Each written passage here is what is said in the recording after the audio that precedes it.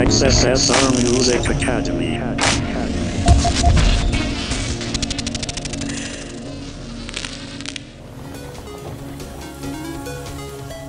Hi there, my name is Mars. I'm a founder and owner of Russian music label called XSSR Music, a home for some of the best breakbeat musicians across the world.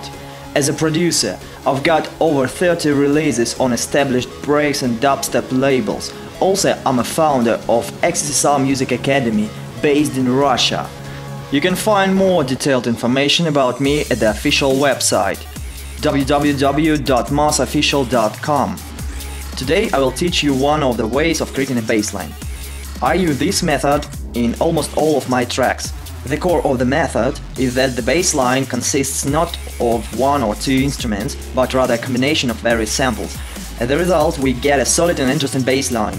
This technique works especially great in genres like breaks or dubstep. In this video, I decided to show you the creating of a dubstep bassline. For the beginning, we'll need to create an interesting bass sound, which will be the basis of our bassline.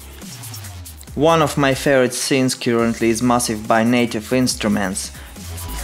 Before creating this sound, we have to decide what exactly do we want to get. For example, if we want to have a simple wobble bass, then we will be using appropriate types of synthesizer generators, impulse or sine wave. I often receive emails with people asking me to reveal how I create my bass lines. In this video tutorial I will tell you how I get that sound. After I decided with the type of sound, I started creating the bass on the synthesizer. For that we need to load Massive in an empty channel and create an empty preset. In the file menu we choose New File. The Massive synths consists of several sections: generators, oscillator 1, 2, 3, filters, LFO, generator of low frequency that we need to be using for modulation, effects, FX1 and 2 and others. Let's start with the first generator, OSC1. Here I usually put the low frequency component of the bass. We can start with basic. For example, curve, square saw. Knob WT position regulates the balance of the envelope. In the left position we hear impulse wave. In the right, a saw. Appropriately changing the knob position, we will be hearing the mix of the two envelopes.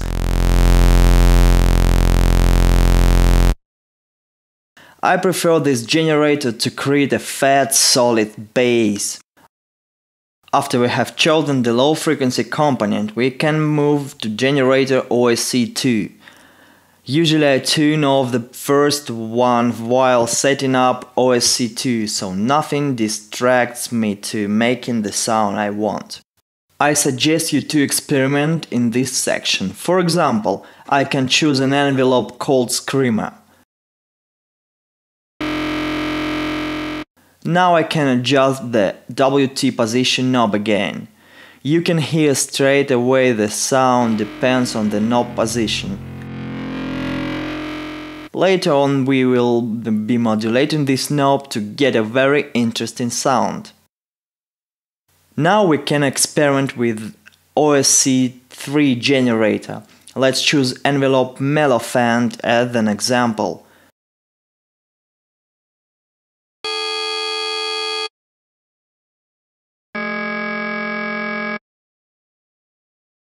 Moving knob WT position, we can change the type of the envelope.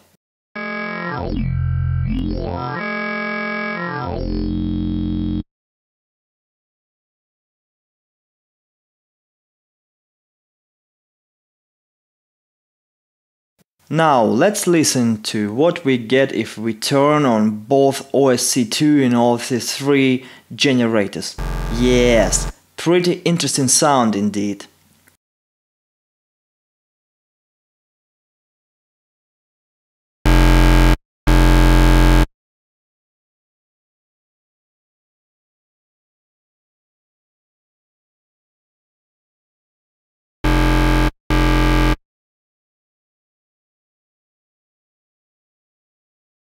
The next step is modulation. Today I want to tell you about several basic principles of using modulation. With that knowledge you will be able to get pretty great results with modulation of your own. In sections, envelopes and LFO we choose the type of an envelopes that will be making the modulation. Here I will be describe the usage of LFO. Using all LFO generators you can modulate any parameters of generators, filters, etc. Go to the LFO 5 tab. First of all, we have to choose the wave type. Sine wave should work fine in our case. Now let's try the modulation in action. Moving the icon to the second generator at the WT position knob. Modulation will play a role of automatic rotation of this knob. As a result, we should get a sound like this. Now, with the pressed left mouse button moving up or down, we get the range of the modulation.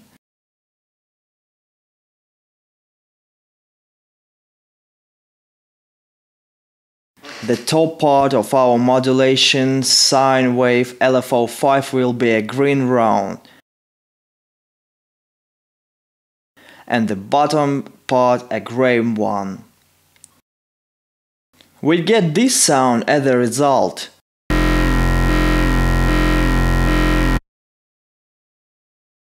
Now we can choose the frequency of the modulation. Using the rate knob we will be changing that frequency. Usually choosing the frequency is not too convenient though. It's simpler to choose a frequency. For that we need to press the sync button. Instead of the rate knob we get a ratio one. It's really handy to choose a frequency, for example 1/16.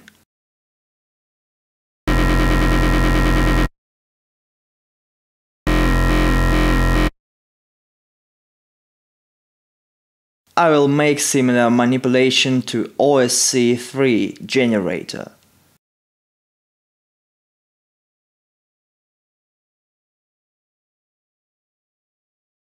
As a result, our sound will be like this.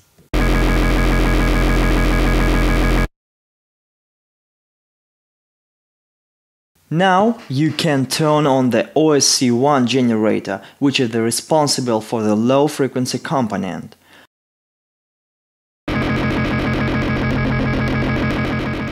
I'll try to experiment with the other generators, knobs and modulation.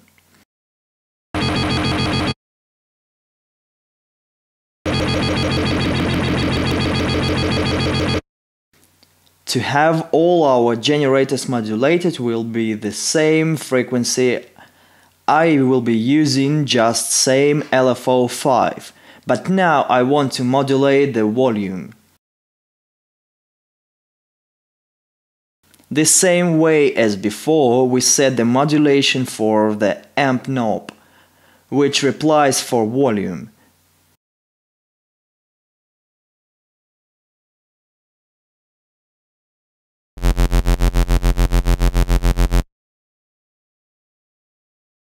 As a result, our volume changed with the same frequency.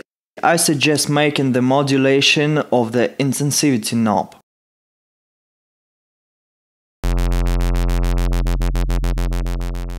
Now let's listen to what we've got when all three oscillators are turned on.